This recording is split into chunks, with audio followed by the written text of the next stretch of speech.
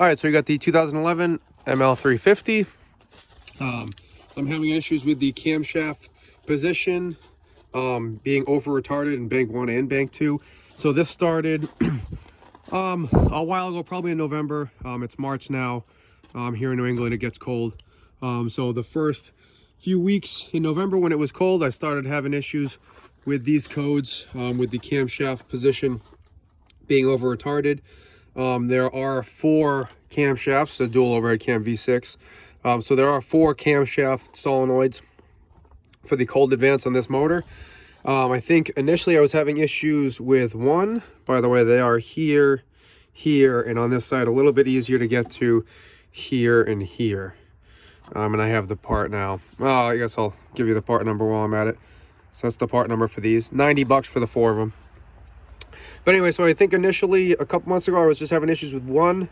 And now the other morning all of them were acting up. I was getting the codes P050, 52, 54, B and D, and I'll put them in the link or the description.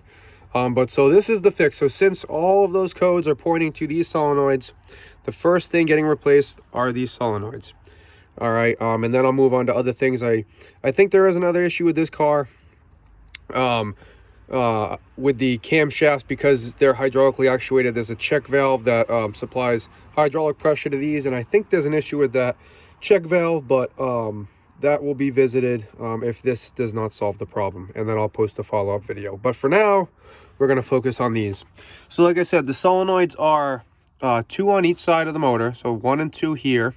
You'll see them clearer in a minute, and then 1 and 2 here. We're going to have to remove some stuff to get them.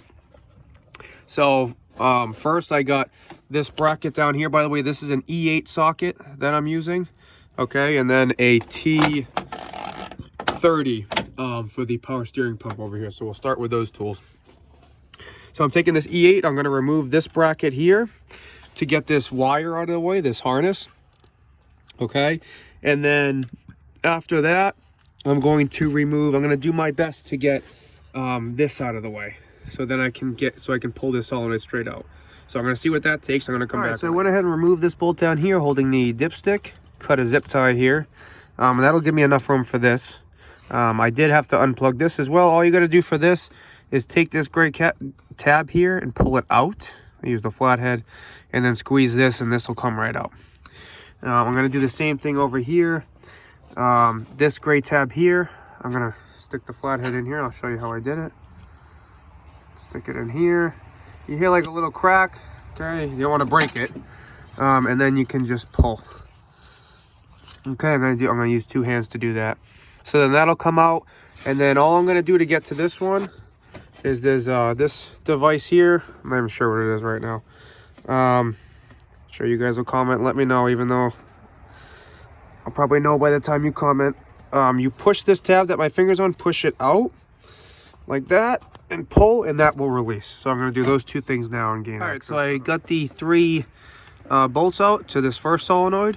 I lifted that connector. I haven't lifted it yet because there's something securing it, it looks like.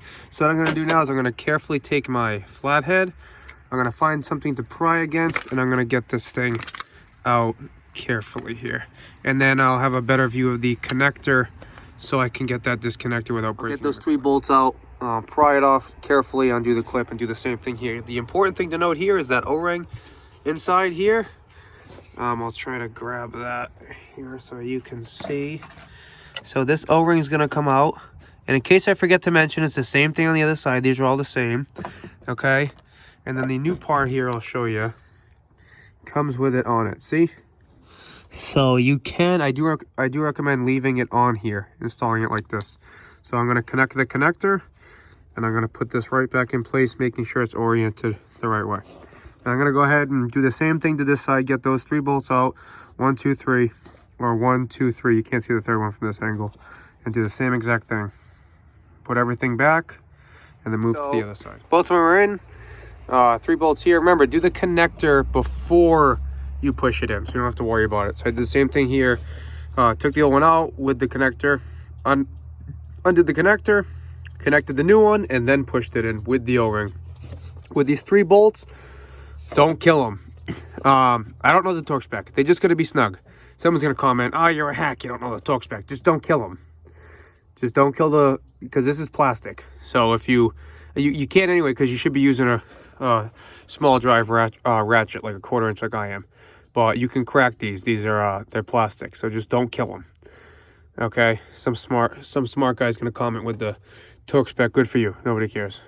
So that's this side. I put the bolt back. Try to keep the wires routed the same way. I have this harness behind this connector like it was, and then I have the bolt back. So this side's all good. So that's 2 done.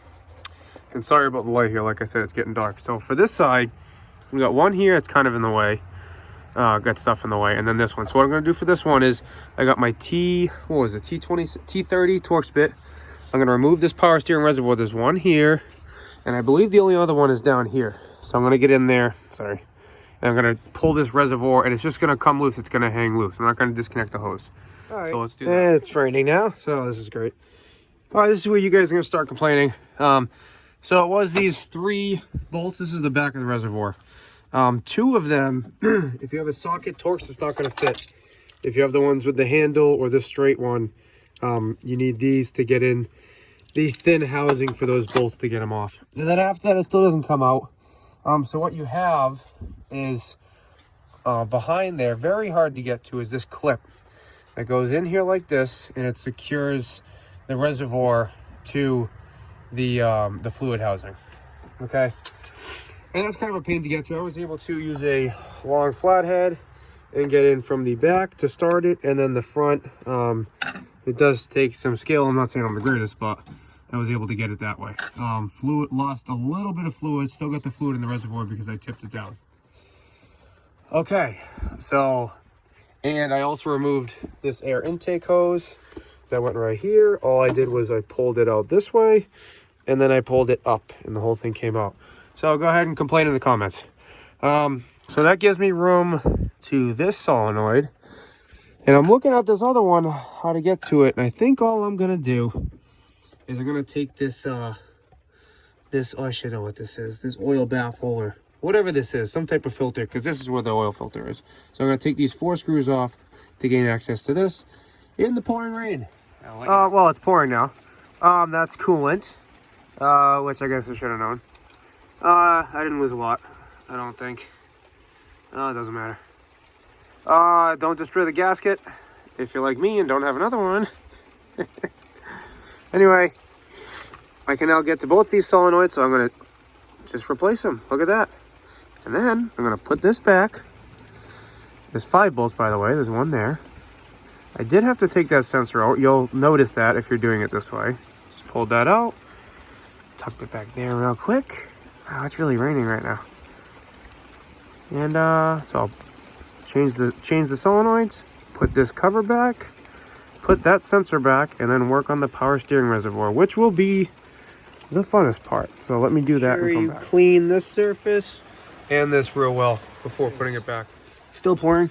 So I got the power steering reservoir back on. I just slipped it back onto that shaft. Lost a little more steering fluid. I'll have to refill it. Started with getting the 3 bolts on in place. And now I'm going to very carefully reach behind here. The skinnier your fingers, the easier this is going to be for you. And get that clip back in place and just push it in. Alright, and then refill the coolant, refill the power steering fluid. And then I'm going to hose all this down with water. Took a little power steering, a little bit of coolant. Check for leaks. Clear the codes.